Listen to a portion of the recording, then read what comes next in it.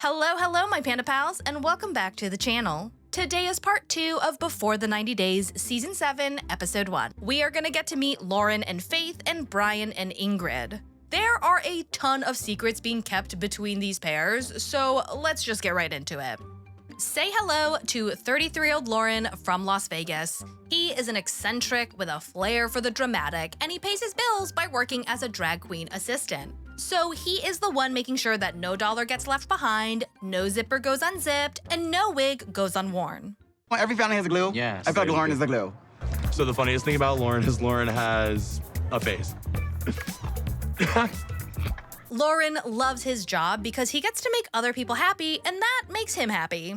I identify as gynosexual. It means that I find femininity attractive, not necessarily gender. Now, he may not be attracted to any one particular gender, but he is not without his preferences. He says that he prefers to date trans women with PPs. Because a penis is much more fun to play with. He does specify that he likes female PPs and not male PPs. Female penis normally and smells a little bit different because of usually hormones or the way that they take care of it. So basically, he's letting us know that all of the dudes with PPs that he has been intimate with just don't wash their bodies, and that is nasty. Loren has exclusively dated cisgender females in the past, since that is what was expected from him, but a few years ago, he met a trans woman for the first time, and he says it changed his life. We had sex and we had dates, and that fulfillment was 100%.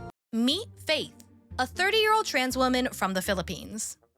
Within the first day of chatting, we reached the point of I love you. Boom. Day one. Damn! A day? Y'all really trying to world record speed run a relationship. Loren has found the one, and now he's getting ready to go to the Philippines to finally meet the love of his life in person for the very first time. I'm ready to spend my entire savings, go to the Philippines, meet Faith face to face. But there is some things about me that Faith doesn't know, like the fact that I'm broke.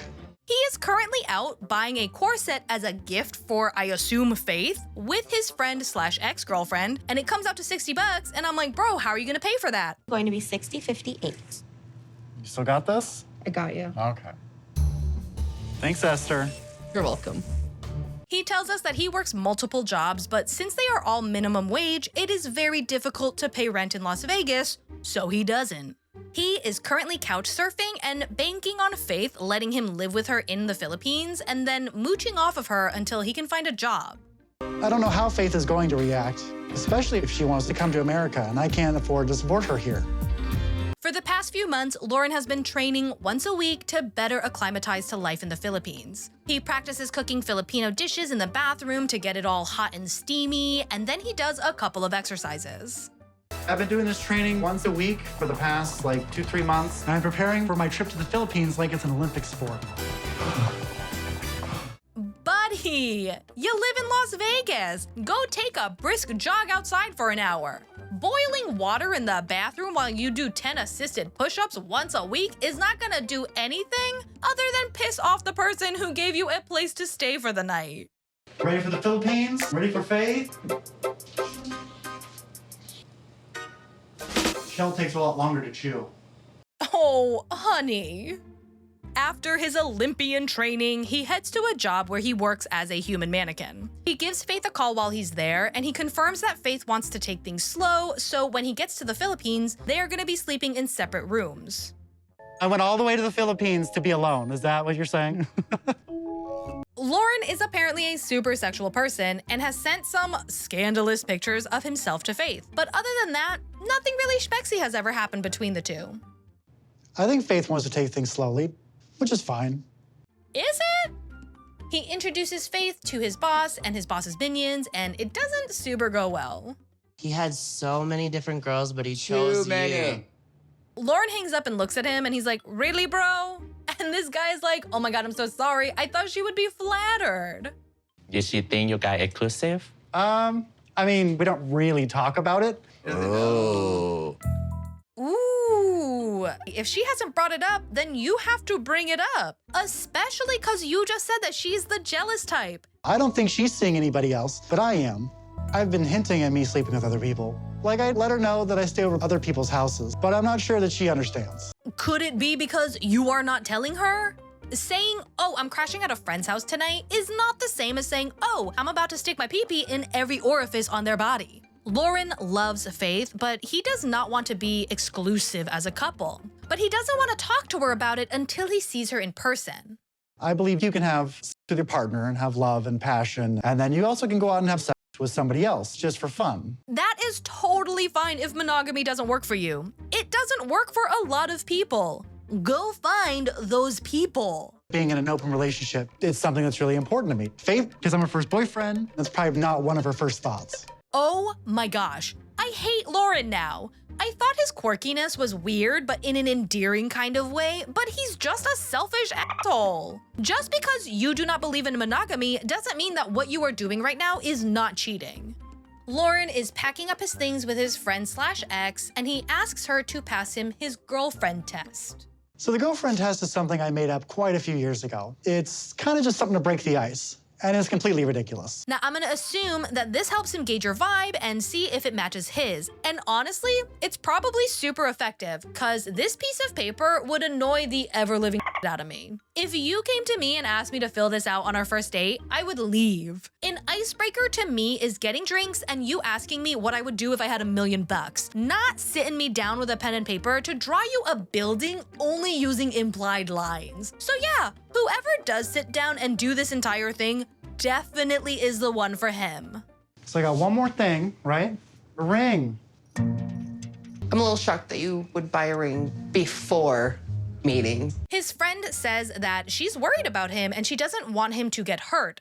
I think it's crazy that he got a ring. If this doesn't work out, it's going to destroy him. Girly, he is actively lying and cheating on his girlfriend. If he comes home licking his wounds, he literally has no one but himself to blame.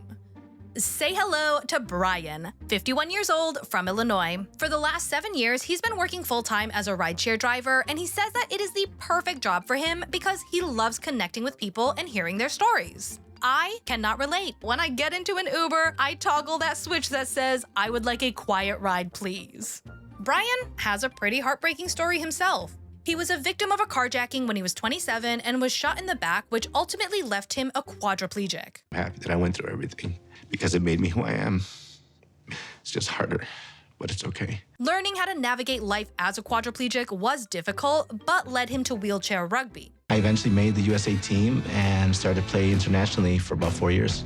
I've been to probably 10 different countries. And when he went to Brazil, he absolutely fell in love with it. And he tells us that dating in Brazil is so much easier because the women there are apparently much more open-minded to people with disabilities. The attitude in the States towards guys in wheelchairs, it's like they're just like last resort. But Brazilian women, they're much more open. So I've had several relationships. Meet Ingrid. She is a 32 single mom. He says that she is funny, hot, mature, and after talking for 2 years, he is finally flying out to Brazil to meet her in person for the very first time.